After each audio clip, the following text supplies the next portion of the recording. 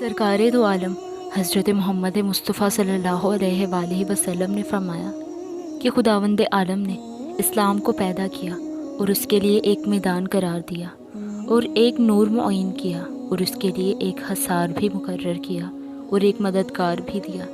اسلام کا میدان قرآن ہے، اس کا نور حکمت ہے، اس کا حصار نیکی ہے اور اس کے مددگار میں اور میرے اہل بیت اور ہمارے پیروکار ہیں۔ بس تم میرے اہل بیت، ان کے شیعہ اور ان کے مددگاروں سے محبت رکھو۔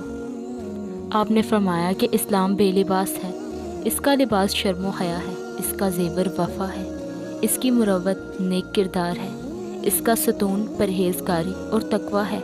ہر چیز کی ایک بنیاد اور اساس ہوتی ہے، اسلام کی بنیاد ہم اہل بیت کی دوستی ہے۔